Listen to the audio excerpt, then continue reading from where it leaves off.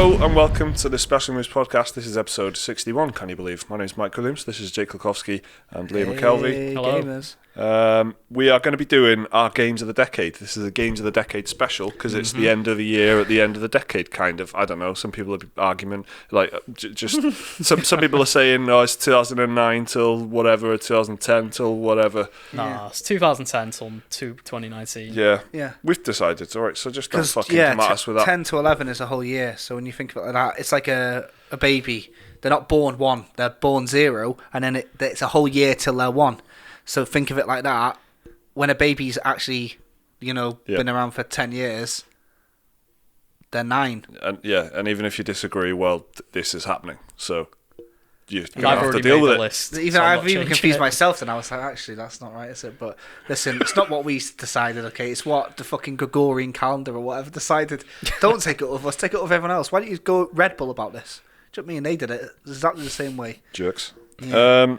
Right, yeah, so we're going to be counting down some of our... Well, I guess it's not a big countdown, but just having a general discussion about some of the standouts. And I think when you talk about Game of the Decade, it's a tough one because, certain games will just leap out in your mind. 10 years is a long time. Some games you'll just remember. They'll just be more iconic. But does that make them better games than some of the games that don't immediately spring to mind, sort of thing? I think it's an interesting one. I like to... For me, if you're thinking, right, what's my favourite game ever... the first few games that jump into your mind, that's got to be it because you've sort of summoned them. I'm a believer of that, because I can whittle stuff down and down and down over time, and then probably end up with a different list entirely. Yeah, and take out the obvious picks. Yeah, but the reason that they're obvious is probably because they've had an impact on me. Exactly. It's like a gut reaction, isn't it? It's like it's like one of them word association things, like where someone says something and you just say the first thing that comes to your mind.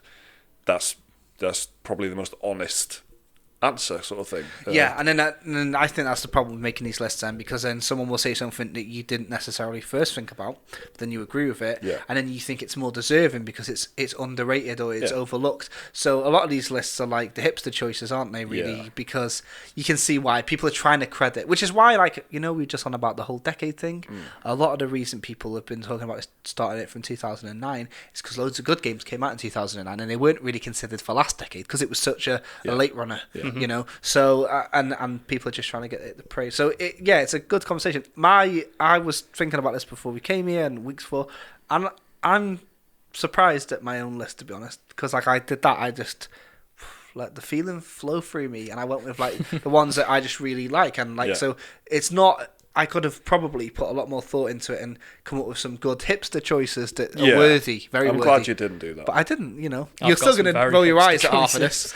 Yeah, I remember our lists are quite interesting, so let's not go through them because I don't know if we've all got them or can remember them, but I remember reading our list and there was a couple of games that we all share, but for the majority, they were all different. Yeah, yeah. Liam's and mine had was it one game. And that was it. Yeah. And that's interesting, isn't it? When you think I think we had a bit more overlap, didn't we? You had 2, I think. Right. Mm-hmm. And then me and you had 2. Right. So it was like, it was interesting. A weird... Yeah. Interesting. So, before we get started, have you had a look at anybody else's? Any websites? Oh, I've looked at lots. I've seen Eurogamer, Kotaku, Polygon, Rock Paper Shotgun. Just all the media outlets, really. What are you seeing? What are you seeing up there? Shite like Outer Worlds. There's a lot. Outer Wilds. There's a lot of Outer Wilds in the Boyhood. decade. That's the Boyhood pick, then, isn't it? There's of course, there's a lot of Witcher 3. That was bound to be everywhere. Yeah. Bloodborne, Skyrim. Yeah, Dark Souls 1 and 3 are sort of interchangeable. I've seen on people's lists. Sorry, Dark Souls 2. I like that. Minecraft and Fortnite are top of most lists. Yeah, because for impact. There's no arguing. Did you see the Charlie Brooker How Games Changed the World or whatever it was called, like the Channel 4 program that Charlie Brooker did ages ago? Yes, I did. And he said that Twitter was the best game ever made. It was like 100 game. I can't even. If he was 20 years younger, he would have applied to write features for Vice. Yeah. That, you know what I mean? Twitter, social medias, and that was the inspiration for the Black Mirror episode Nosedive. Do you know what I mean? Yeah. Stuff like leave it out. Polygon's list, if I remember rightly, is Breath of the Wild number 1, I think. Really? Or Pokemon. It was Outer Wilds. No, that was Game of the Year. Oh, was that Game of the Year? Yeah, they gave their top 3 games of the decade was Spelunky, hipster choice, Breath of the Wild, and Minecraft. Okay. Which Breath of the Wild, by the way, is coming up a lot. Yeah. A lot. It's. I don't think it's on any of ours, is it? Neither of us has mentioned it's it. not on mine. No. I've got 10 here. What your pick? You've got 10 picks. I picked 10. All right, give us a couple, Emmett. Give us right. Where do you want to start? Do you want to start from the 10. We'll whittle it down to the bottom. Okay. And by the way, everybody listening, please get involved in the comments about what your game is, and if you agree with any of these, it'll be very, very interesting to see, because there's been some safe choices, but Liam's isn't safe from what I've seen. Number 10, straight away is a wild card, Sleeping Dogs. Nice. See, now that is... Because I loved that game. Yeah. I played it to completion twice. Did that come to your head quickly, or did you have to think? So there we go. Liam does mention it a lot, to be fair. I love that game. Yeah, but then you know that's coming from the heart, then, isn't it? Yeah, it's one of my favourite open world games. It's better than GTA, if you ask me. I know a lot of, when it came out, a lot of people were saying it's like very cookie cutter and takes a lot of elements from other games. Yeah, that's fair. It's got like Arkham combat and Max Payne bullet time shooting and stuff like that. Yeah. But I thought it was this perfect combination of every gameplay mechanic sort of like interwove or like meshed together so well. And it tells a good story. It's basically just for Departed. But it's just really like good voice acting, a weirdly stacked cast. Emma Stone's in the game for some reason for like 5-10 minutes. Yeah. And then it's got like Lucy Liu is in it as well. It's got my favourite video game licensed song soundtrack I've ever heard. It's the radio station. It's got Roadrunner Records all my favourites as well. Yeah, and Roadrunner. It's got like Opeth and everything on it. Mate, it's so good. Fucking banging. The licensed soundtrack is like absolutely banging. Yeah. I mean, all you need to know is I like this game so much. I played 100%ed it on Xbox 360 and PC. Yeah? That's how much I like this game. It's great. And I've seen... It's like some people have put up like most underrated games of the decade. Sleeping Dogs popped up in there and a few of them. You know what? I can see it because it's it is good. I remember, I especially because, I bought it for £3. I got it dirt cheap. And I was like... You can get it so cheap. I couldn't believe how good it was. It's so good. I love it. For that reason, I reckon that's one of those picks I was on about where I would never immediately think of it. It was a bit of a sleeper hit as well. When it came out, people were like, yeah, it's good. But as time went on and more people played it, especially with like Steam sales and stuff, people picked it up and they're like, wow, this is really good. And I'm happy it's finally getting some recognition now. Shame about that cancelled sequel, but never mind. Yeah, because I've played the True Crime. Yeah, it's from the True Crime developers. And I was like always wondering where that series went, and I didn't know until quite recently that it was that. So I was evolved into Sleeping Dogs. You can sort of see it. You can see some of the fingerprints of True Crime are still like on it. So that's a good one. That's a good start. That's my number 10. Yeah, Jake, do you want to give me one? And then do you want me to give you my number 10? Yeah. Mine is Journey. That's a good one. Because I'll tell you why I picked this, right? Because at first you might be thinking, oh yeah, little gimmick, but it's because it's one of those games where. You know what I'm like. When I like something, it's not enough. I have to be like, I have to tell everyone, about this. And because what I like the most is other people playing it and going, and we can talk about it, right? Yeah. Journey's one of those games where when I finished it, I remember very, very specifically getting it on Christmas Day, actually, 2012, I think, or 13. And I played, and the first thing I went to my sister's room and I was like, you need to play this. You need to come and play this. It's only like 4 hours or whatever. Boom, she played it. And then me and my wife have played it since, and then my brother-in-law's played it. Like, I love to watch people play it. I love how short it is. I like how it did loads of really cool things. It did Death Stranding, kind of very easy multiplayer, but not multiplayer thing years before. There's no talking in it. Anyone who speaks any language could understand it. It's got that good universal quality. It's very folklorish. It's very short. You don't need any real skill to play it. So it's super accessible. But on top of that, it's like... Yeah, like it's like an archetype. It's like playing all these like philosophical archetypes. Like you can tell that the bad guys are bad. Doesn't matter what culture you're from. Doesn't matter what it's just something about it. It's like boiled down everything about playing a game. It's a really good example of being like artistic without being inaccessible and up its own arse. It's not pretentious, is it? No. A kid could play it, same way a 40-year-old could play it, and I think that they'd both appreciate it. That's what I mean. It's like, the same reason people like Disney films or Studio Ghibli films, it's got this like folklorish, fable-y quality, and I don't mean the game fable, I mean like, the traditional sense. So that's why I'd pick it, because, it really, in my opinion, like I'm big into indie games and follow them, quite closely. That was one of the most talked about ones at the time that like kind of broke mainstream, and like even people that wouldn't necessarily play some other smaller indie games, like some of the stuff that's came out this year, everyone was kind of talking about it, and I can imagine if Twitch was really popping off back then, it would have been a banger on there as well. It was like one of the ones that you want to watch people play. Yeah. So that's I reckon Journey. Yeah, definitely a good one. That's definitely a good one. My number 10 is Dishonored. Okay, great shout. Which I had a very nice time with, and it was. I mean, it's called the immersive sim genre, so if you say I was really immersed playing it, it seems like a bit, but I genuinely was. I really was totally absorbed, and I think it's not just the world building and like level design and like the gameplay, the way the gameplay fits into the level design stuff. That is really good, but just the speed and freedom of movement and stuff, and just nailing the sense of like that you're a bit of a predator kind of thing, and you can, everything about it was just a really good blend of, they had a vision and they knew exactly the best way to make that feel like a really good game to play.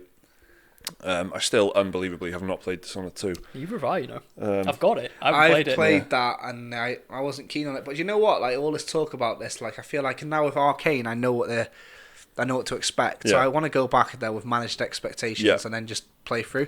I've recently seen Dishonored come up on Twitter a lot because I don't know if you guys have seen this as well about their voice acting and stuff like that. Like people have been discovering some really insanely nice details about Dishonored 1. Like you can possess other people and stuff like that. Like for example, with Dishonored, if you do a ghost run and you aren't spotted at all the way through the game, your wanted poster is just like a sketch with a question mark. Like if you possess somebody and kill like their boss, then the guard will say you've killed my boss. Like these little lines that are like really unusual circumstances that are very, very, very specific. But if you do it, there's a bespoke line to it. Like people going through and then like I don't know how it happened, but like it's this massive thread of like Dishonored's little hidden details. It's amazing. It's like the Hitman thing as well, where where exactly that, like depending depending how you play it, the world responds differently and stuff, and the whole game the story is built into how you play it, and it goes there's something a little bit different than do you take the evil or the good choice.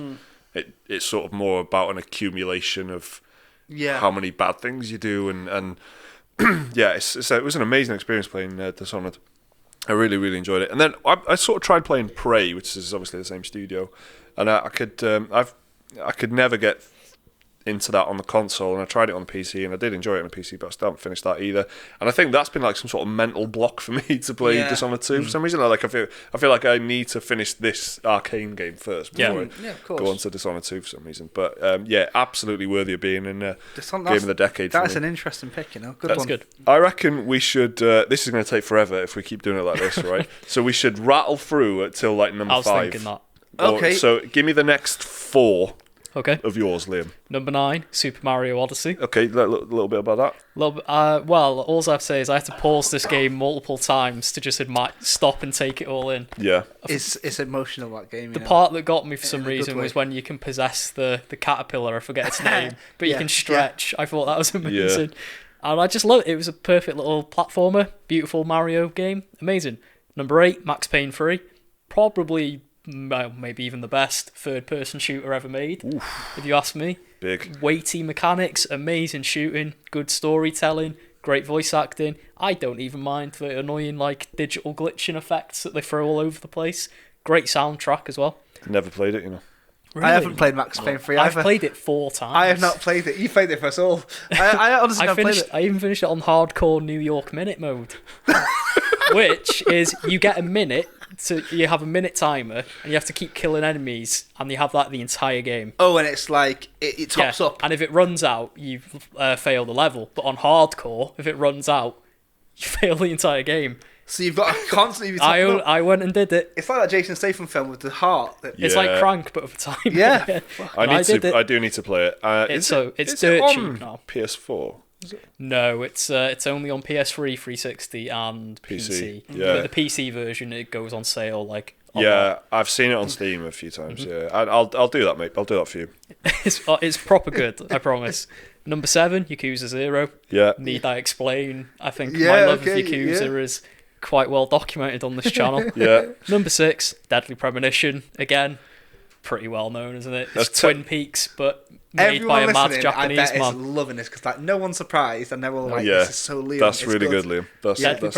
It's just Twin Peaks, but what if it was made by a Japanese man who didn't really understand Twin Peaks? So But tried to make a game of it anyway. So rattle through the bottom, your 10 to 6 again. Okay, number 10, Sleeping Dogs. Number 9, Super Mario Odyssey. Number 8, Max Payne 3. Number 7, Yakuza 0. Number 6, Deadly Premonition. So that's Liam's bottom half of the top 10. Mm-hmm. That's fucking good. That is good. fucking good. Jake, give me yours. Alright, so number 10 we just touched on his journey, yeah?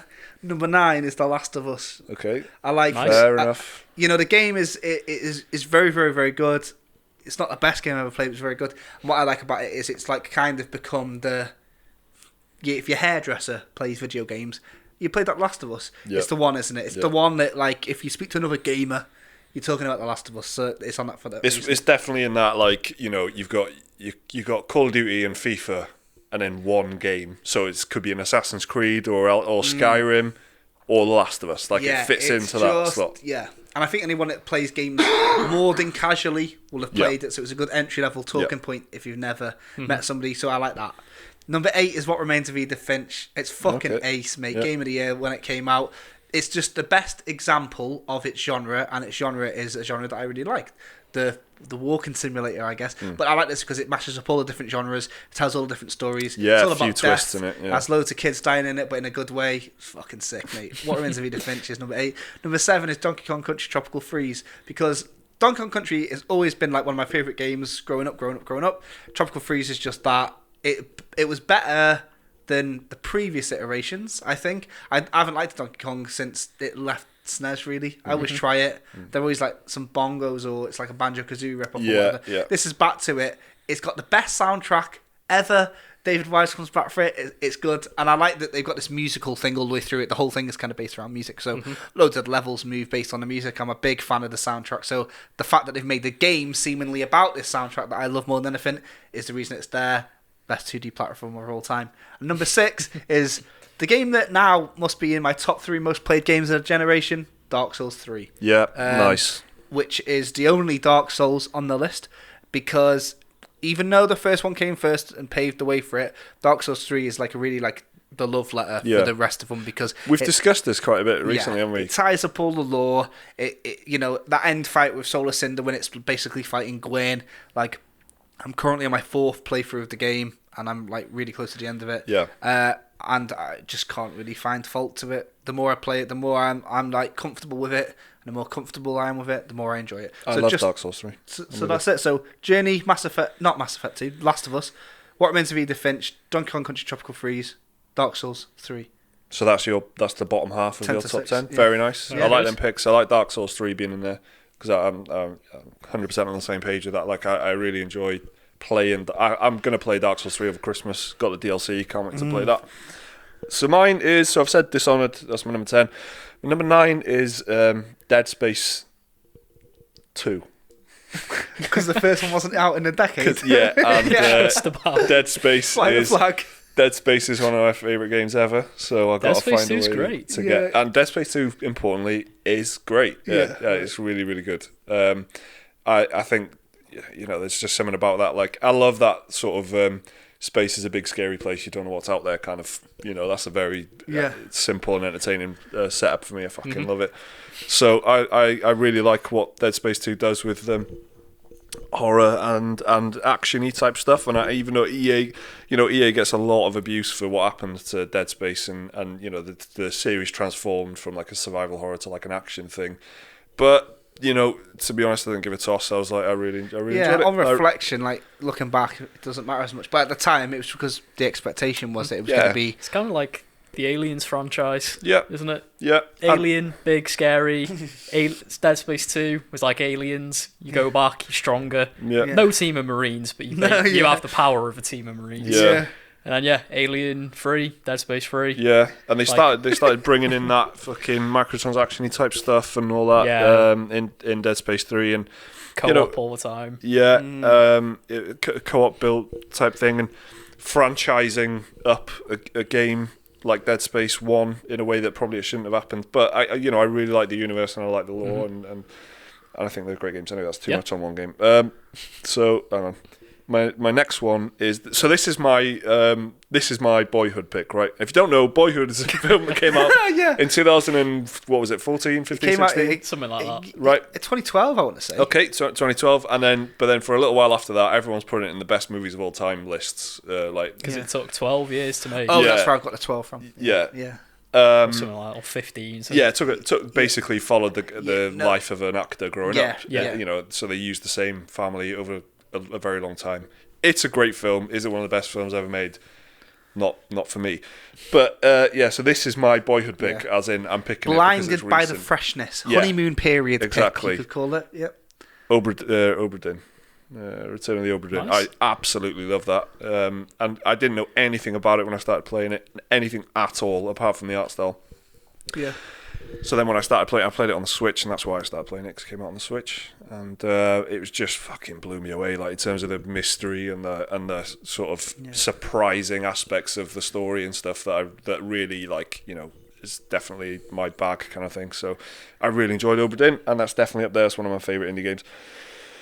Number 7 is Transistor, which I really loved at the time. Everything about it, art style, music, universe, like the voice acting, sensational. I really love that studio, and I can't wait to play Hades, what are they called, Supergiant? Mm-hmm. Yeah, it just came to Steam this week, actually. Yeah. Right, and I haven't... It's almost done. I haven't touched... I haven't touched Hades at all yet, but I'm gonna when it's finished, so I can't wait to play that. Good. So it's Transistor, and number 6 is Red Dead Redemption 1.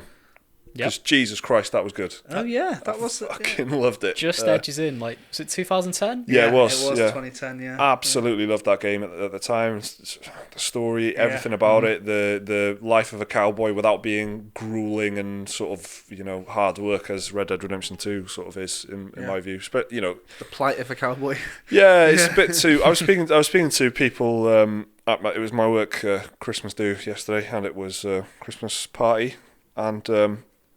There's a lot of non-gamers in my work. And chatting about Red Dead Redemption 2 with a couple of people, and they basically said, so it's interesting to hear someone who's not like a big following the games industry type person saying, like, I don't know what they want me to do. Like, I get on the horse, I ride the horse for ages, I hold X, I watch an animation happening, I get back on the horse and I ride back to the thing. And then it's like, yeah, actually, when you put it like that, when you put it like what your actual interaction is with the game, if you just want to chill out for an hour or so after work, you don't actually get a lot done. You don't really have much input in the controller in the game of Red Dead Redemption 2. Anyway, what I'm talking about is Red Dead Redemption 1, which is really good. And very, very worthy of being in a Games of the Decade list. Okay. Yeah. So, to recap, that's Dishonored, Dead Space 2, Return of the Oberdin, Transistor, and Red Dead Redemption 1 for me. So far, no picks have been the same. No. I think that's going to change. Yeah. I actually forgot what's directly on everyone else's list, but... So yeah, that's us rattled through the bottom half. We're making. Do you know what? We're making good time on this as well, because I think we're managing to. There's 30 games in this podcast, which is really cool. Yeah, and I'm interested to hear. This is the one time I'd love it when the comment section's not going to be agreeing with anything. Yeah, because it's so personal, and that's what I want to see. I want to see like the flourishing, beautiful lists of just FIFA 10, FIFA 11. No, I want to see good shit, man. So that's a good point actually, about it being personal. It is like that's what we've done here. We've not tried to be like crowd pleasing sort of. Yeah, because Minecraft would be one of the biggest games of the year. Pokemon Go, Minecraft, and Fortnite. Minecraft's the best-selling game of all time. Yeah, it would be if you were to make like a list. It was like it would be GTA 5, Minecraft, Pokemon Go, Fortnite. It's boring as fuck. So it's all about just you almost your heart in it. As these get like we're different because we're saying this as like 3 individuals kind of thing. But if you're a website, I guess it's a bit maybe you feel like there's some sort of duty to like make sure you. There's pick a bit the right of a democracy, about what's worthy. We could all just pick a different Dark Souls game. Which is why the lists are shit, isn't it? It's like a camel is a horse designed by committee, isn't it? That's the old. Have you heard that before? Never know. Yes, I have heard that. Yes. Yeah. So in other words, sometimes you can't democratize things and you can't have everyone have an input, but we are doing it like based on what we enjoyed the most. Yeah. So yeah, it's nice to have those subjective sort of because that's what it is. It's just what your opinion is, isn't it? So definitely tell us in the comments what your favourite games of the decade have been. There's so many games come out in the space of 10 years. So many of them are amazing. Yeah, across 2 console generations. And that's the thing, is I'm like just fitting them in. Like all of these games that you're mentioning, the ones I've played, I'm like, yeah, it's difficult to disagree with any of what's what you guys have said. For me, anyway. So all right, then, Liam, give us your number 5. Number 5, Deus Ex: Human Revolution. Nice I pick. really do love this game. Yep. I went deep into the lore and everything. I read through any of those little in-game newspaper articles you could get. Played it 3 times to get all the different endings. Even though I could have just made the save before the ending choice. But nope, I wanted to play through it. I did a playthrough complete stealth, playthrough complete arsehole. It was great. And it is... This is the real cyberpunk. I won't say that. The man that brought you Hollow Knight, what's that? Last week, isn't it? That ruffled a few feathers, that. And just so you know, viewers, I do love Hollow Knight. That was in jest. That was so good. Liam's villain arc in 2020. There's only ever been 2 Resident Evil games. Imagine. Yeah, Human Revolution. Great storytelling. Really, again, this is my Dishonored pick almost. That immersive sim genre. Yeah. Really good world building. The gameplay, so many different. You can play through it complete stealth. You can go guns blazing if you want. There's really good high tech weapons you can use if you want. Dialogues, trees, debate system, all that. Conversations. It's a really good RPG. And it gave life to a franchise that a lot of people forgot about for a while. Yeah. And it was definitely in Game of the Year conversations and stuff, wasn't it? And it's really good. Gave us a few memes as well, because why not? Everything gives us memes now. And it's great. Human Revolution. If you've not tried it, just play it. It's on. You can get it on sale on Steam for $2.99. Nothing. It's so cheap, and you can get 30, 40 I've had hours it in my of gameplay. library for ages and never played it. Yeah. Somebody said, if you like Half-Life 2, check this out. You might like it because. I guess so. That's it. They think I just like indie games, so I guess it's a very different game from Half-Life 2. Yeah. No, that's the thing. I never played it. Mankind Divided, I've got as well on PS4. Yeah, I've not played that. That is also very good, but cut short. Yeah. The ending and the whole slicing it off to make a sequel. I've never played this. I don't think it's I've really played good. A Deus Ex game at all, so cool. It's very good. Everything's yellow. Yeah. A lot of triangles or something. A lot of triangles, a lot of geometric shapes, but visually beautiful as well. If you're looking forward to Cyberpunk, the game, give this a go. Yeah. If you can't wait for Cyberpunk, because this might scratch that itch a little bit. I played Deus Ex when it came out quite a bit, and I don't think I've ever completed it, but I've played it quite a lot. But it's just one of those games where I just didn't sort of power through to the end kind of thing. I think the bosses were a little bit the bosses were a bit. So originally when it came out, the bosses you had to kill them, which was a bit odd. The rest of the game you could completely stealth it, go non-lethal, but for some reason the bosses you had to kill them. Which meant if you were playing an all-stealth playthrough, you didn't have the equipment to fight the bosses. So it was a bit weird. But then they brought out a director's cut version of it where they did add non-lethal options to the bosses. It's the director's cut of the game. So you could talk your way out of it if you want sometimes, or you could knock them out and stun them and stuff like that. Oh, okay, yeah. And they had a little DLC chapter that they actually integrated into the game. But it's an amazing game. Play it. Can't remember when it came out. 2013, I think. Yeah, something like really that. Good. Go on, really good game. What's your number 5, mate? My number 5 is The Witcher 3, which is quite high up for some people, I'm sure, but it's just that, isn't it? Out of all of these, action RPG, I guess, action-focused RPG compared to the RPGs I normally like, it's just really good at what it does. It's a pretty shit series until the third one, and it was a series that people didn't really hold up in high regard. Now they do. They go back. At the time, I can tell you, Witcher 1, people thought it was the same as Risen and Gothic, Euro-janky shite. Witcher 2 was Witcher 2 was the one where people were like, okay, but it wasn't. And I think it was probably more famous as well for being a graphical test case on the PC because it was so demanding. I remember there was these 2 guys in my high school that were mad on The Witcher 1 and 2, and everyone was like, huh. And I remember going around and playing the first one and thinking, what is this? Second one thinking, yeah, but like no one would have expected The Witcher 3 to have done as well as it did. The rest is history. You don't need another person's opinion on why The Witcher 3 is so good, but in terms, what I will say, going back to it this year, is I'm surprised at how much, for somebody who likes inventory management RPGs and like the ones where you can spend ages, managing your party and stuff, considering this is like a lone wolf game, you spend a lot of time still managing like your bombs and the weapons and shit like that. So I forgot, when I think of the game in my head, I think of the great quests and killing the monsters, but what I forgot is just how cool and deep those systems are, like the bomb management, the item management, just like the crafting is huge. Yeah, alchemy. Exactly. Like there's a lot of depth there. It's one of like the most rewarding RPGs in terms of that. It's quite straightforward compared to some of the RPGs I normally play. Yeah. But because of that, it meant I had a bit more focus when I was playing it. So it's really, really good. Scales really well. If you play it on a higher difficulty, then it makes the the oils and the fucking potions and all that and the research of the monsters beforehand. It makes Absolutely it mandatory. essential. Prep work. Yeah. So it's a really. I've not finished it on a higher difficulty. Yeah. But I've played it quite a bit on a higher difficulty. It's got a curve, hasn't it? That's pretty. It feels more like a FromSoft game. A reverse curve, I think. Starts out quite difficult, but by the end you're like an absolute powerhouse. Yeah, that's how I felt on regular. Yeah, but I mean, like on the, I can imagine, on the higher like the Skellige like big trolley things. Yeah, absolutely. Well, you need to know what you're going to fight. Yeah. When you play on the higher which is cool because it gives you that immersion that like Red Dead Redemption 2 would maybe want to try and give you, but just by putting a difficulty mode on. Yeah. So it's The Witcher 3, guys. Everyone knows it. Speaking of Red Dead Redemption, that's 3 games in a row where we've had a gruff male. It's video games, mate. Yeah. Red Dead Redemption 1, Deus Ex, and Witcher. Which voice am I doing? Yeah. All 3 at once. Yeah. It's video games, man.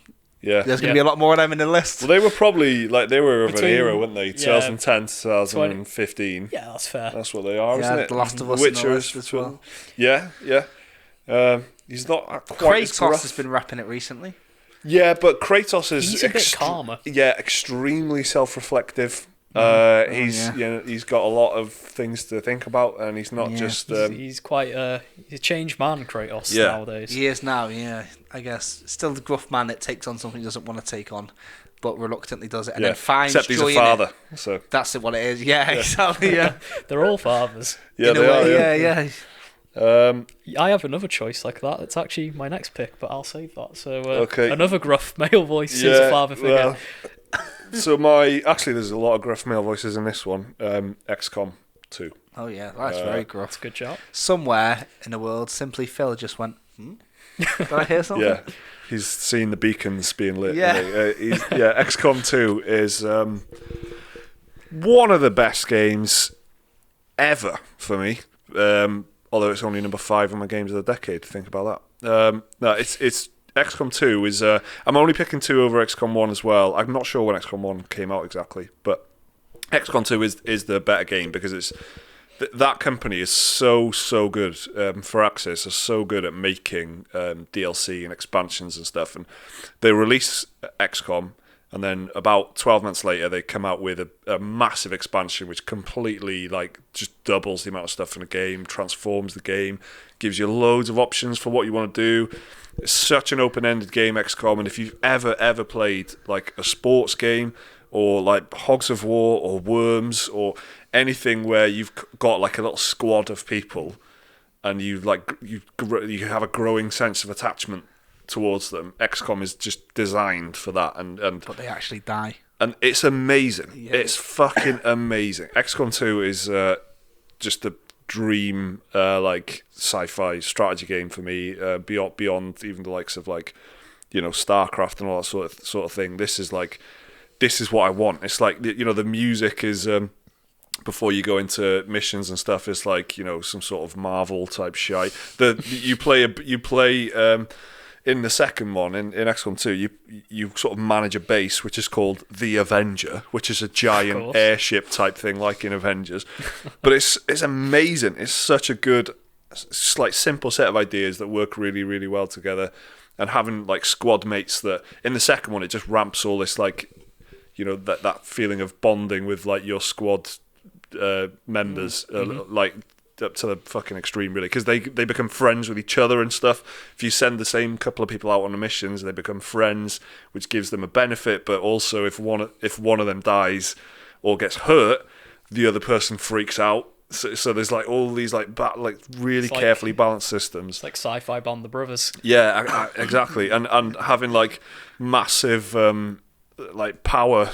Is it power creep? Is that what you say? Like where the enemy gets a lot stronger, but by the end, but so do you. You have. There's so many mechanics and so many tools and so many weapons that you can unlock all the way through.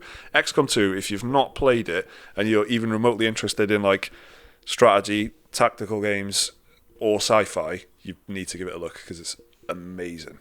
XCOM 2. That's good. Nice. That's very good. But it has another one of these voices in it where like the Colonel is like, "Now I need you to do this," sort of stuff. Like a joke sort of thing. Like they're doing it on purpose, Anyway, it's fucking amazing. Right, Liam, what's your number 4, mate? Going on to another gruff voice. Yes. Like I said. Yes. Probably my most controversial choice, actually. Go on. Number 4, BioShock Infinite. Because this game, when it came out, got praise to the heavens. Yeah. But in recent years... Well, yeah. And then in recent years... Because it's in the sky. It is in the sky. It's in the sky city of Columbia. Yeah. But yeah, in recent years, people have been turning on it a bit. Join me. Join me in the new world. Yeah. BioShock Infinite is amazing. It is. I love it. When it came out, I specifically remember I upgraded I could just got it on 360, but I wanted to upgrade my computer to play it because I wanted the best possible experience play it. And I remember that was you becoming the man you are today, isn't it? Yes, it was.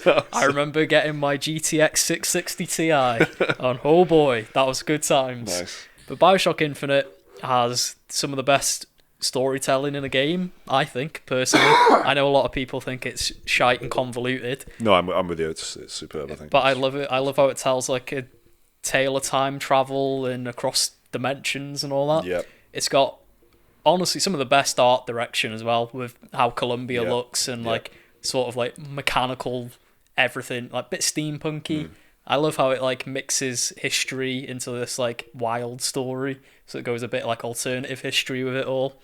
And then I think the gunplay in it is good. I know some people don't like it, but I like the really fast and zippy gunplay. Okay. Where you're zipping around on the skylines with like blasting things off. Totally with you. And then you've got the plasmids again. Well, we're not plasmids in this one. I can't remember what they're called, just like tonics or whatever. I remember, right? There was some like TV channel that did gaming like content, before YouTube was like really doing stuff. There was like a Sky channel. There was like 191 or something. I think I remember that. And they had like this preview of BioShock that was just going on and on and on. And they sort of made, and in their like little narration thing that was like explaining what BioShock was, they just made up what the plasmids were called, and like you could hack turrets and shit like that. And so they just had invented so they were like plasmoids and hactotron, like something like that. And so I remember what they're called now. Vigors in BioShock. Yeah, Infinite. Vigors. Yeah. But they because they changed the name, didn't they? Yeah, because it was a different universe. Yeah, technically. So like, and Just then this fucking connected by TV name. channel was just like, nah, we'll just call it like whatever. We'll just get. So they were like in that instead. You know what I mean? Like instead of like when you'd say like some kid has got a Who Daddy or a What's It. Do you know what I mean? It's like one of them. With BioShock Infinite, the thing that really, really makes me love it is the two main characters, Booker and Elizabeth. Some of the best voice acting, just acting in a game ever. Troy Baker and Courtney Draper. Such good performances. And again, like, I like Human Revolution. I was getting all the collectibles, listening to all the audio logs, just going deep dive into it. And these characters I just really fell for. They're great. Between Dishonored and BioShock and, even stuff like Dead Space and that, I feel like we are missing that kind of thing at the moment where a game that's not open world, but it is really rich and full of stuff, and you want to go around collecting it. It's a bit more old-fashioned, in the way that you want to go and listen to what the audio logs are saying and find it. That's not as big of a deal. I think God of War kind of did that a little bit, but even that had a lot of like these open world type things. But it's just that was a nice way of making a game that for over that period, like the early 2010s and before that, like between I guess it was like the 360 PS3 generation, where there was just loads of these games that were sort of doing this nice single player thing, that you don't, it's not quite funneled, but and it's not quite as BioShock 4's on the way, so who knows. They announced that this week. Number 4, mate, it's fucking Skyrim, innit? Can't go wrong with Skyrim. It's the most played game probably for most people. Certainly one of mine most played. It's just, if you're into it, you're into it, innit? But a lot of people are. That's one of them again, though. It's one of them. You find out someone's hobby's game, and the chances that they've played Skyrim very, very high. Not quite sure how I feel about being attacked for being a stealth archer. That's become a big meme this year. Is it? Yeah. But at the time, I thought, oh, cool. But everyone's like, oh, you play a stealth archer, do you? Weakling. I played Nord. Of course you did. I could have told you that without you even telling me. You know what I mean? Skyrim belongs to the Nords. Of course. So. Well, no, I was like a fucking one of them cats. You know what I mean? I play it every time, and I'm always one of those Khajiits every single time. It's just the gift that keeps on giving. Skyrim. It's been released over and over and over again for 8 years. The Game Awards was this week. They announced a Skyrim announcement for that. It's still going. It's the end of the decade now. It looks. I played a little bit on the Switch. It looks old now. It does look old. It does look old. I am near the end of it on this year's run of it, which I'm playing on Switch for a change. And I can't get enough of it. There's still some quests I've not done, the DLC shit. So I want to take my time. And I know when I've done it forever. That's the thing about Skyrim. But, man, what a game. And you know what? I reckon the new Elder Scrolls game will be in next year's game of the decade, because that's what they bring to the table. Well, they can just announce a landscape and a fucking name and people go mental. So, which is what they did, isn't Guilty is charged. But Skyrim is cash as fuck choice, but credit where credit's due. Skyrim is the boy, man. And in terms of that's my immersive sim pick, really. But that's why they're so popular, because they are good. It's not, It's the one, isn't it? It's the one where it's like the default game. It's so funny when you see streamers who don't know what they're playing. They're going through a bit of a crisis. They play Skyrim. It's like the one, or Telltale's The Walking Dead or something, But you guys have picked your Deus Ex, Dishonored. My immersive sim where I've done like multiple run throughs of different characters is Skyrim. So number 4, Skyrim. So that's your number 4. My number 4 is Destiny. Okay. One. Ooh, okay. I didn't see that coming. Yeah. This has got to be on there, because talking of games that you've played the most. If Skyrim is up in that conversation, Destiny is the top. I played the fuck out of Destiny 1, and I also played loads of Destiny 2. So I've got to put a Destiny in here to represent the decade, because I loved it and played it loads, and I'm putting Destiny 1 because that was. I've said this loads before, it's a bit boring, but the old Russia area, I absolutely love that. That's one of my favourite. I would have that. If there was some sort of concept art that I could put on the wall in my house, I would definitely have old Russia and have them rocket ships going off into the distance that never took off. Fucking yes! I really, really like Destiny 1, the music and the art design.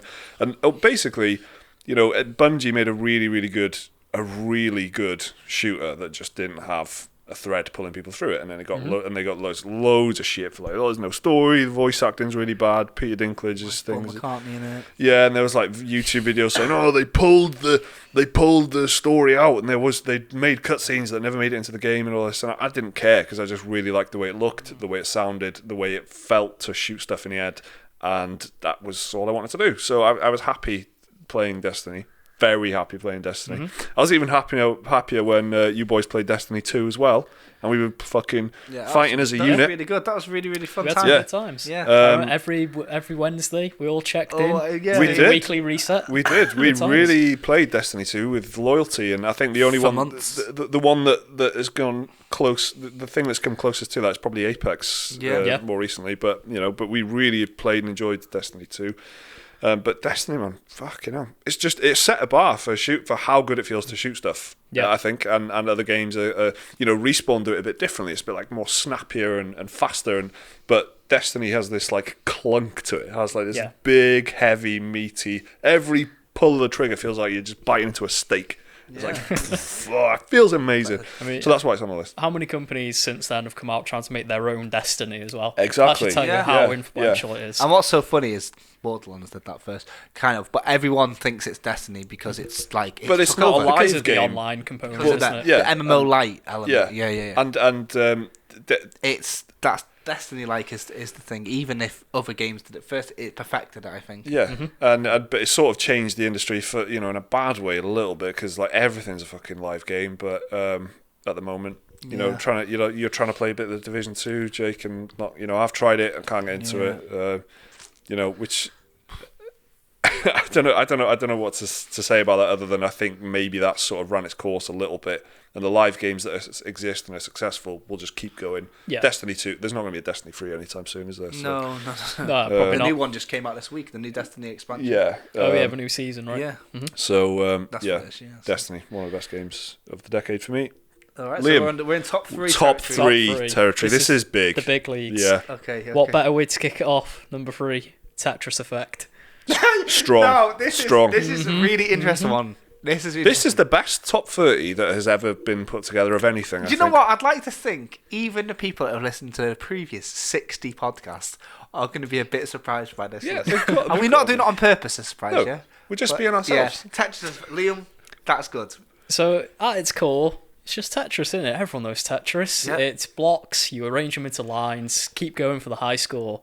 Tetris Effect took that and put some amazing visual effects on it. Yeah. A beautifully curated soundtrack that, I don't know, it's hard to describe, really. But the guy who made it, he made games like Rez and Child of Eden and stuff like that. And his whole thing is like, synesthesia, where certain feelings like music, you see colours and stuff like that. Yeah. And so that's his whole big thing in his like game design. And it is probably the most relaxing game ever.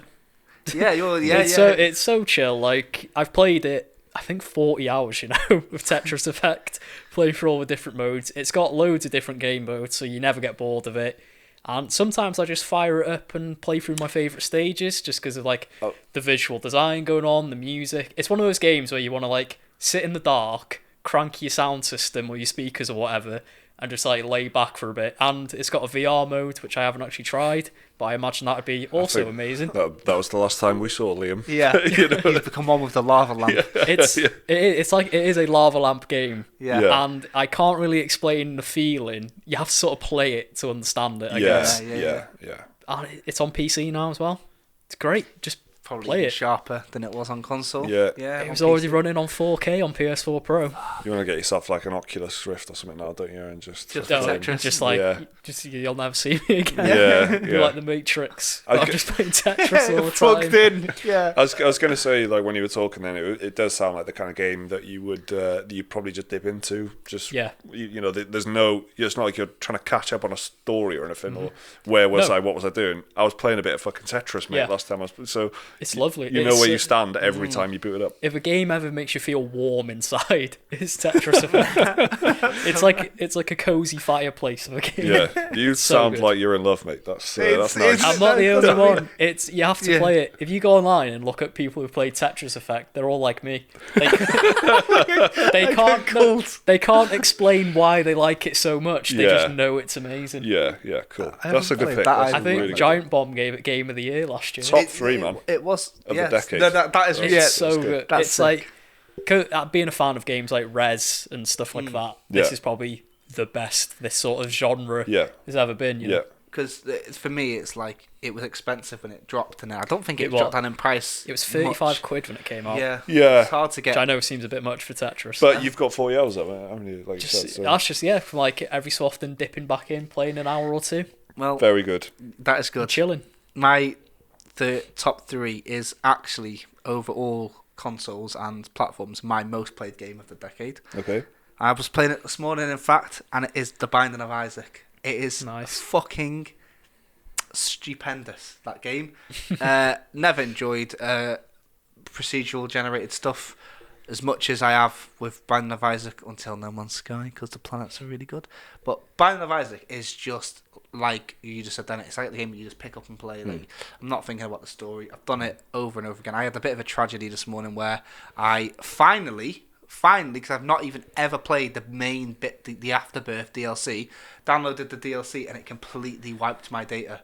And remember last year when PlayStation did your most played games, Binding of Isaac was my most played game, like tripled the second most played game, and I've lost all my data, so that's sad. But I don't really mind too much because every time you jump in, it's completely random. If you don't know what it is, it's a roguelike game about a little kid whose mum's trying to kill him because she's heard the voice of God, so he hides in his basement, and then you have to go further and further down to the basement till you eventually kill your own mum, and then you go upstairs and kill God, or you can kill the devil. It's just mad. It's great. All these Bible references, but it's like obscene, but it's like so parodied that it's not really as offensive as it sounds. You like become mutated in the basement with random power-ups. There's over like 500 of them, so like you can get things that make you stronger or faster or slower, smaller, bigger, shoot your tears, which are your weapons, further. The enemies are just like anything from like pieces of shit to like mutated pus-filled spiders to literally umbilical cords, worms. Man, it's just filth. The game is ace. Honestly, the soundtrack is amazing. It's like this squealy like guitar. It's got this real nice vibe to it, in the sense that it's not nice at all. But it's so comic booky grim that it's, you know, if you see the art style, it's quite a kawaii looking little kid. Like he's got this like Hello Kitty style body and face. And it's just, do you know what it is? It's the loop. As soon as I die, I go, fuck. And it immediately loads me back in. What power up have I got? Oh, shit, okay, I'm going to feel good about this run. Yeah. Mm-hmm. It's the king of the run-based games, and I've seen conversations about Dead Cells, Rogue Legacy, you know, Slay the Spire even, and people talking about roguelikes. And roguelikes are really in at the moment. They're really popular. Nothing will ever, in my head, ever top this. I absolutely hammered it on PC, got it on Switch, I've got it on PlayStation, and I'm finally just installed this DLC which doubles the content of the game. So it had to be my number 3, The Binding of Isaac. Very good. Very nice. Awesome. Very nicely put as well. My number 3 is Total War Warhammer 1. Nice. Which is that's nice. The best strategy experience I've ever had in my entire life. It is. Okay, imagine, all right, you're a small boy, you're a bit of a nerd, and you like playing war games with armies and stuff. You play games like Shogun Total War and Rome Total War, and you think, wow. A bit realistic. Imagine they did like a Lord of the Rings one of these. That would be so cool. Yeah.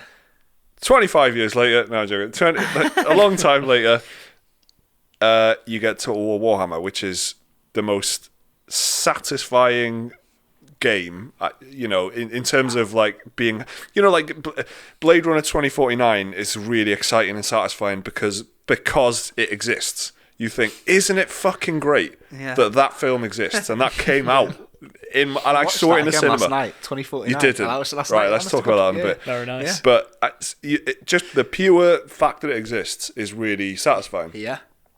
And this is the same thing in video game form for me, where someone has gone, let's just put dwarves and orcs and humans and elves and it's very chaos. Self-serious, highbrow, but sometimes you need that. Man. You don't, you know, because a lot of these like fantasy games nowadays are kind of a bit, let's lean into it, we'll make it, this is super. They have a bit of cheeky sense of humor. This is Games Workshop as fuck. We're here, what formation would they be? Yeah. What height should their shields be? Yeah. Because they're only 4 foot or whatever. Like the detail in this game is nuts, right? Very, very nuts. Like the design decisions, like basic like aesthetic things, like having the advisor. The advisor is always the same in a Total War game. So it's usually, you know, it'll be like in like the Rome ones, it's like I can't remember if it's a man or a woman, but it's sort of the same one really for all the factions. In this, it's perfect, and the the casting of the guy and the choosing of the character who's just like the gaunt sort of old man who's got, you know, like your chief advisor. He's like the tutorial. But his voice is perfect for that grim, dark kind of thing. Doesn't matter who you're playing as. If you're playing as the vampires or the orcs or whatever, it makes sense. Yeah. All the factions feel completely different to play. I've played through it, the campaign, more times than any other Total War, and I've played through a lot of Total War campaigns. Let me tell you. But the Warhammer one, I've just replayed it with every single faction because I wanted to see how differently they handled the DLC, while still being, you know, it's stupid expensive PC DLC prices and stuff. It's class. It's really good. And Total War Warhammer 2 added quite a bit, but you know, I feel like I didn't have that same kind of moment that I did with the first Total War Warhammer, where I thought, this is incredible. Like, I can't believe it exists. And I know you can basically get all of Total War Warhammer 1 in Total War Warhammer 2 if you own the first one now, but I still think I've got to give the props to the first one for being so well balanced, so everything about it amazing. If you haven't played it and you like fantasy strategy games, I don't care how shit your PC is, make it happen. You make it work. Yeah, that's a very, very strong pick, I think. We're into top 2 territory now. This is the penultimate pick. Yeah. So this is serious. This is big. Right. Of the decades, okay. With that in mind, Liam. Okay. Surprisingly, my most normal choice. Go on. Dark Souls. First one. Class. Nice. My number 2. Playing this is just an experience, isn't it? I mean, it started an entire, well, technically Demon Souls, but you know, technically it was Dark Souls. Dark Souls kicked off this whole thing with these ultra hard action RPGs. Yeah, we've had so many games trying to be Dark Souls, trying to copy the map design, the combat, like the stat building and everything, but none of them have done it quite as well as the original, the True King. The True King, the Lord of Cinder. The only thing that Dark Souls 1 for me has over 3 is that level design, how everything intertwines with each other. 100%. There's this great illustration someone did online of it's amazing. If you could have a wall scroll, it's great, of like how the world connects to every single area. It's beautiful how it looks. It's a Metroidvania wet dream, man. Yeah, exactly. Like that, when the Metroid designers were designing their world, they would have cried if they saw that. They would it's amazing. It's great. Like Dark Souls, it's the original. It's the OG. It's amazing. Yeah, respect your elders. Gotta give it props for that. You know, you've got amazing like everyone remembers stuff like the gargoyles and Gwyn. You know, if you got to Gwyn, that's such a good fight. Yeah, exactly. It's like your little dessert because it's not that difficult, and the music, because it's like the music's amazing. The third one really brought that, like the things that people, like orchestralness. But the first one was very restrained. Yeah, until that end. Until the end, where you get a bombastic score coming in. It's got some shit moments like the Capra demon, but who cares? Yeah, and the Izalith, those copy and pasted demons. And the Lost Izalith, and like the tree. You know, who cares about the tree? Also, swords clanging on walls. Fuck that, man. Fuck the corridors. There's a lot of tight spaces where you just bash into it. I hate that. Yeah. That's like brain hemorrhage type fucking stuff for me. It's like, I've never felt so impotent as I'm like trying to swing my axe and it just clangs on a wall. That's why you need to play a pyromancer and just throw fireballs at him instead. Yeah, it's you know, what else? What can you say about Dark Souls that hasn't already been said by a million other people who can put it better than I can anyway? Number 2, Dark Souls. Yeah. That's very, very nice. Strong. And kind of bouncing off that, really, or rolling through it, is my number 2, which is Bloodborne. Nice. I feel that you will also have Bloodborne featured in yours somewhere. Do you reckon? To kind of share the burden here, I'll mention that I really, really, really like what Dark Souls does, and I think Dark Souls as a complete package is great, but the fact that Bloodborne can put it all into one game is very and it feels as complete. It's lean, and it's doesn't have it. I'm not going to talk. It's a fillet steak, really, whereas Dark Souls is like a big portion of like burger. This is like a lean fillet steak. You know, it's like if you're the peppery steak. Isn't it? Yeah, that's it. I'm a big horror fan, and I really like the legitimacy of horror in any medium. And I find it very interesting often when you think about films and games and books and stuff that really at the core of a lot of these lists are some sort of horror game, things like that, widely considered to be some of the best games ever, are things like Silent Hill 2 and whatever. Yeah. And I think Bloodborne is a very interesting one because it is a horror game, but not in any sense of the word when you think of it next to something like Resident Evil 7, where there was scripted jump scares. You're literally getting jolted to a freakish looking woman. Not to discredit 7 because Resident Evil 7 is good, but the fact that this managed to inject horror in like its purest form.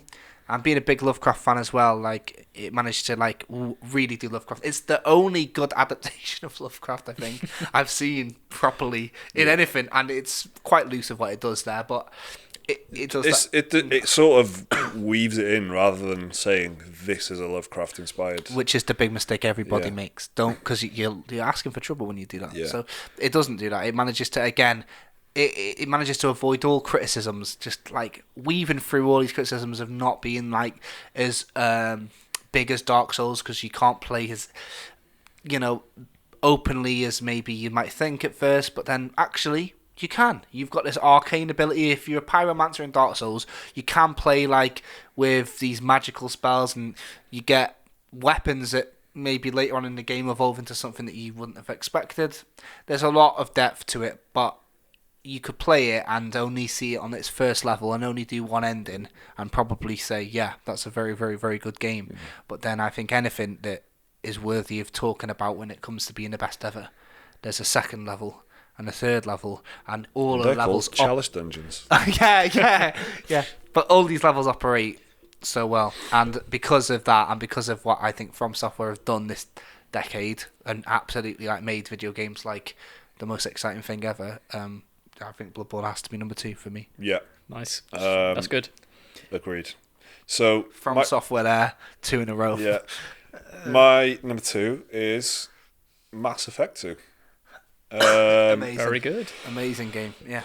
For basically coming up with original IP stuff as a video game that works really, really, really well as an RPG, that feels cinematic to play.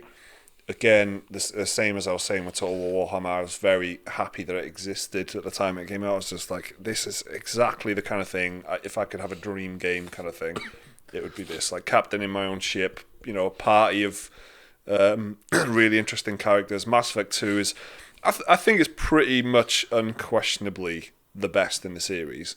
But it's the Uncharted 2 of the Mass Effect games, isn't it? But it's... And it sort of stands on its own in a weird way, I think. If you weren't that interested in Mass Effect 1 and you weren't even that bothered about Mass Effect 3, somehow you can just play through Mass Effect 2 and have a great sci-fi RPG experience, and it doesn't matter about the rest of it. Mass Effect 2 was the first one I played, and I had that exact thing. Like even though I hadn't played the first one, I still had a great time. Yeah. And I had played the first one. I played Mass Effect 1 the day it came out on 360. And I really, really enjoyed it, and I still hold it up as one of my favourite sort of games. But Mass Effect 2 is the, it's just, it's so good. That final mission, so good. Yeah, really well orchestrated, really satisfying the way it builds up to it all the way through, in the way that Mass Effect 3 just didn't pull that off. It didn't pull off the same sense of, like, Mass Effect 3 was quite a miserable story, and it didn't give you the same epic feeling. Even though the scale of things was much bigger in Mass Effect 3, the numbers were bigger. It wasn't really like delivered in a great way. Whereas Mass Effect 2, it felt like the stakes were fucking unbelievable. It was like I felt like I played the first one. It took me like quite a while to get into the first one. I remember borrowing it from a friend and then giving it him back and saying, "Oh, I don't know if this is for me." But we both loved KOTOR. Yeah. And then finally got through, right? The momentum built up, played the game, finished the game. By this time, Mass Effect 2 had already come out, right? So I got straight onto Mass Effect 2 right off the back of 1, and then I felt like I could just hit the ground running. Like I felt like straight away, everything was on. It felt like the dev team were like that. Like they were really like, right, we've built everything up for hours. Now is where we go.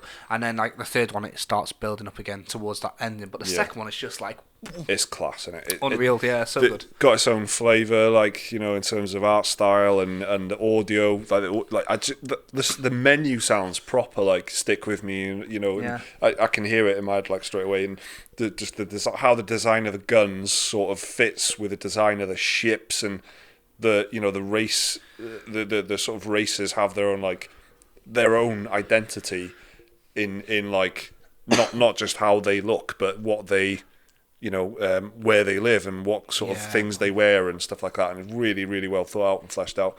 And one of those games as well where I really spent time reading the stuff, and if I was like scanning planets, the genophage. Oh yes, tell me about it. Yeah, and like I just loved the whole feeling of being like a bit of a pioneer and going from planet to planet and seeing what was on the planets and stuff and scanning them and all that shit. Even though scanning was boring, I did, boring long term. Like I did like the idea of it.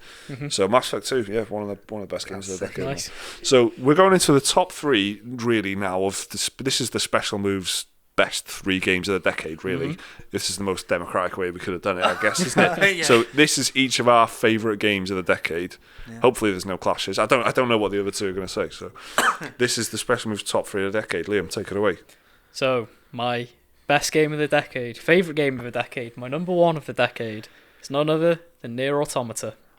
That is nice. That's so nice. Yeah. And for the reason, I feel like having played all the other past 3 Drake and Guard games and the first Nier game, very underground RPGs.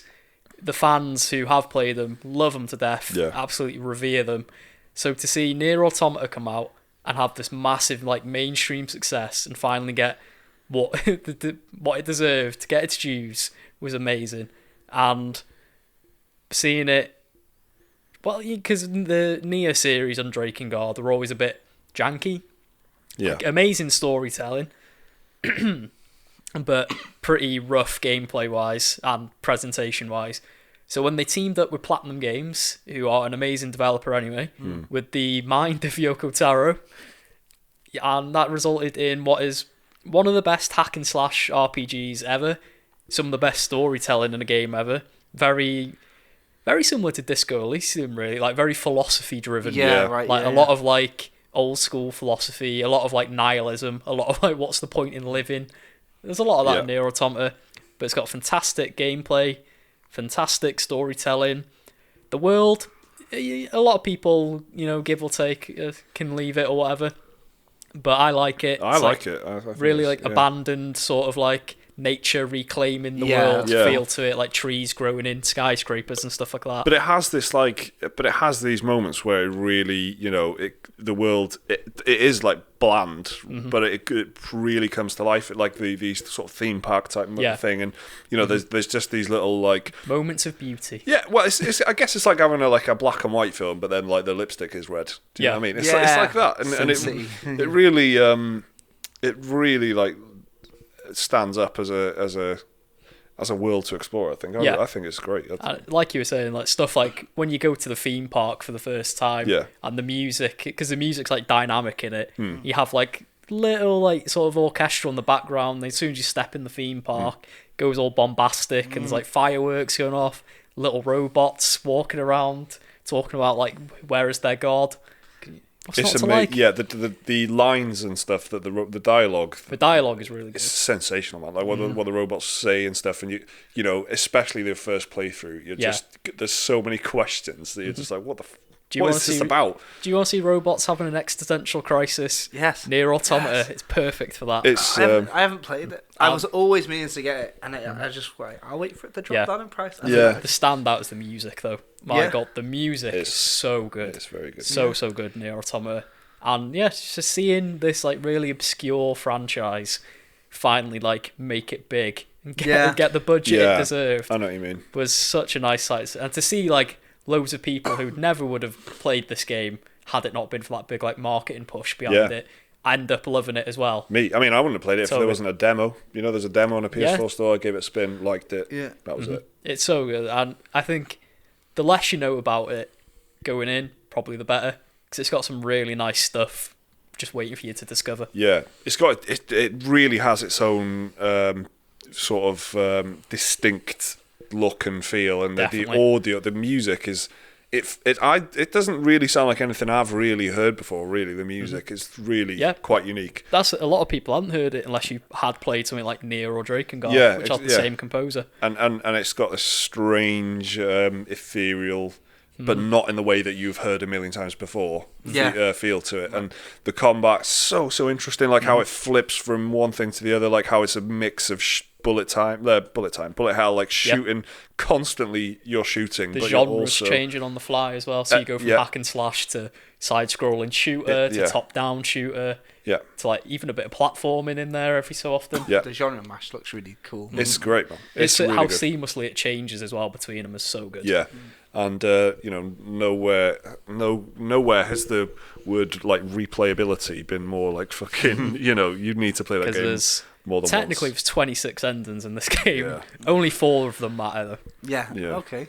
So that is a big pick and one I wholeheartedly agree with as well as one of our. That's my game of the decade. Top 3. Nier Automata. Very, very nice. All right, good pick, that That's a good pick. All right. So, when Skyrim came out in 2011, me and my brother, I like this. in a world, in-law, who wasn't back then, just my friend, he was like, "You need to look at this thing on Kickstarter, man. It's like Baldur's Gate. It's called Pillars of Eternity." So I was like, "Oh shit, okay." I remember 4 years waiting for it. Come on. Came out, played it. I was like, this is fucking good. And then a year later, pissing about. That's it, man. I can't believe that's it. Baldur's Gate was amazing, and I just had loads of time free. Got Divinity Original Sin 1. I bought it because it was like a 2-player Pillars of Eternity. Tried to persuade my wife to play it. She played it for about 2 hours, didn't really like it. So I thought I'll sit with it. It was great, and it was like a bit like that Summoner vibe I had, where like a bit janky. I worked my way through it. I loved it. I ended up going Divinity Original Sin's amazing, and then Divinity Original Sin 2 came out, and that's my pick. Yeah, best game of the decade because of what all my expectations building up since I saw that announcement for Pillars of Eternity. To remember how much I like CRPGs and how much I like this party management and how much I like the kind of multiplayer aspect of single player games, like controlling different teams and stuff like Mass Effect, which really smashed it, and Knights of the Old Republic, which I think is one of the best examples, and all this high fantasy shit. Second one came out, and I didn't know it would be in an early access for like a year, and I was just, I'll wait till it comes out, and then we got an early copy of it. I played it. I was like, I can't believe how fucking good this is. Yeah, man, it's Kickstarter project from Larian Studios, CRPG madness. It managed to just like lift everything of what I thought and just throw it up. Throw Fable as well, clash in the air like Dragon Ball Z characters, land Super Saiyan. That's what it is. It's like not as self-serious as Pillars. The writing is dorky. It's not even perfect, but it's my favourite. I love it. I love that we were right on the forefront. We covered it before everybody else. We're still the most viewed video. Me and Mike talking about it is still the most viewed video on the internet about Divinity Original Sin 2. It really caught on like fucking mad. It's now like widely considered one of the best. Like I think it is the highest rated PC game ever now. It's just mad. And then we covered the definitive edition. Like I got a job. I work in the games industry now because of Divinity Original Sin. So it's like it's really exciting to me because of that personally. Like I'm working on Baldur's Gate 3 now because of that. But which is funny because it's all tied to Baldur's Gate 2 really, all this whole thing. And I would never have got Divinity Original Sin if I didn't feel like Pillars was quite good. But I just love what it does with like the RPG mechanics of those types of games can be rigid. Like when you put a point in strength or intelligence or dexterity, it can feel rigid. You can feel like you messed up. You feel like you would need to plan stuff. This manages to like mix stuff like that with that freedom of you can change stuff. Like you can put 1 point in dexterity, 1 point in strength or whatever. And you don't feel like penalised for stuff. Yeah. You feel like really free to build your classes, and that's the one thing. These games are all about the freedom to talk to different merchants and do these complicated side quests. But your characters, I've always had this like weird anxiety of like I don't want to put a point into faith if I don't need to put a point into faith. Like in Dark Souls, I'm a min-maxer and I don't want to regret anything. And with Divinity, these types of games, you don't like it's not like Dark Souls. You're not level 150 by the end. You're like level 20 You know, so every level up matters, and I hate the idea of I don't know what. I'm not thinking like that. I'm not thinking like I'm playing an MMO. I'm thinking like everything is a really exciting opportunity. It's like the perk system in Fallout or something. Yeah. It's got this nice, I don't know, weight to it, but also it feels really like it's like I don't know. It's got a nice joyful feel playing it. You know what I mean? It's quite funny. I really didn't know how it would work multiplayer because I have never really played the game like this multiplayer. We jumped in it. We played it for about 60 hours. We played loads of it multiplayer. Yeah. Quite, again, quite like we were saying about Destiny, quite disciplined. Like we'd do it on Sunday sort of afternoons and that. In big sessions, and that's another thing. Hop on Discord. And that's like the closest in a video game you can get to playing Dungeons and Dragons. Yeah. It is like D&D night. It was like we were getting it, we weren't role playing or anything, don't worry. But we was in like the fucking Discord or whatever, talking, just communicating what we can see on the screen. But it's funny, and another thing is Liam hadn't played it, but we'd already seen some of it. And it's not like I've done Fort Joy like 6 times. It's different every time. I don't know. I just think it's the best example of its genre, and it's a genre that is very well revered and even it precedes video games. It comes from the Dungeons and Dragons, and they somehow managed to do that, translate Dungeons and Dragons, which has been going on for like nearly 50 years, into a video game and not make it shit and not make it feel limited. And it's got crazy mod scene if you want to do mods. It's out on every console. It's just, I reckon, I don't know if it would be good for real casual gamers, but if you've never played a CRPG before, how can it be the most beginner friendly and the best example of its genre? Yeah. That takes skill in itself. Yeah. And the fact that it is, you can start and end your CRPG experience of Divinity Original Sin 2. And because of that, because it's the best example of my favourite genre of games, and just this big magic thing that's just been going on for the past couple of years, it's like it's got to be the game of the decade for sure. I've played it about 5 times maybe, and I've like you, I've done Fort Joy like way more times than that, because that's the opening area, Fort Joy, and it's almost sort of ruined. To be totally honest, the thought of playing Pillars is really unappealing, and that's nothing to do with Pillars. That's just because it's not Divinity. And if I'm going to spend 100 hours playing a CRPG, there's only one contender really at the moment, and that's Divinity. And basically anything that Larian do in the future, I'm interested, because they did such an amazing job of this. I played the first Divinity, but I never finished it. I played it about 40 hours and never finished it. But then the second one is just it's almost like The Witcher 2 to The Witcher 3 levels of like comprehensively, nailing everything that needed to be improved from the previous one. It's an amazing game. We've played it loads co-op. Yeah, I've got it on PlayStation, Nintendo Switch, and PC.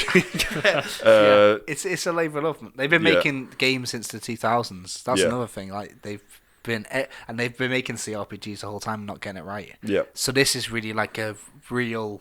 It's amazing. It feels very artisanal, like they're like a blacksmith learning to be fucking making Valyrian steel swords and shit. It's not perfect. I finished it over the summer. It's not perfect, but towards the end, it does sort of, it just loses a bit of momentum. And you're playing the fixed version. Yeah, I was playing the version on PlayStation, but it worked great as a console game. But yeah, just near the end, I still thought it just lacked a bit of momentum near the end. But it's still definitely one of the best games of the decade. So that's 2, and then unsurprisingly, my favourite game of the decade is my favourite game of all time, which is Bloodborne.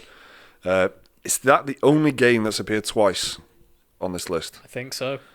Yeah, Dark Souls 3 and Dark Souls 1 were the closest to appearing. Yeah. Again, from Software domination. Free showings from FromSoft in this top 30. Yeah. They know how to make video games. They do. Bloodborne is, basically what Jake was saying earlier. It's really nice to have like a horror experience. Dark Souls, I think, is sort of a horror experience to a certain degree, and you do feel oppressed, and you feel. Yeah. There are skeletons. There are skeletons. It's a creepy game, but Bloodborne is. I think it's an absolute fucking masterpiece, and it's so impressive to me how you can make Dark Souls, and then you can go, from that you can go and take that and make something which is, for me, a bit more like precise in what they wanted to achieve and stuff. Dark Souls is more, and then that's why you have like the sort of disagreement. Some people prefer the slightly more open approach to Dark Souls, where you can be like more of a. It's like a it's the RPG high fantasy. Yeah, you could be a sorcerer that's arrived at this land, or a brave knight that's been resurrected. Whereas in Bloodborne, you're a hunter, mate. Yeah, you're a hunter. Get fucking deal with it. Yeah, and it tells you to begin with, go out and hunt, and don't worry about the story, and don't worry about why you're doing it, and every single aspect of it is just genius to me. And I picked Sekiro as my game of the year because for the exact same reason that I think they want you to play a game and feel a certain way and behave a certain way, and they manage to make you do it without sort of forcing you. You adapt. You realize in Sekiro that you need to block and you need to be calm, and you can't roll out the way as easily, and you can't just hold down block. They're just geniuses at making you changing your behavior as a player.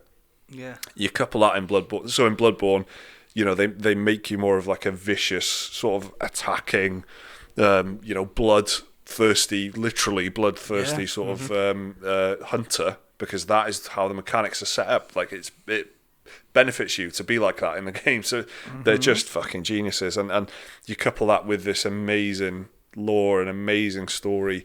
I feel like the story of Bloodborne is it has a really nice thread through that is sort of that has, like in Dark Souls, you were talking about the map of Dark Souls, like it's got these sort of layers of what the map of Dark Souls is almost vertical, isn't it, really? Yeah.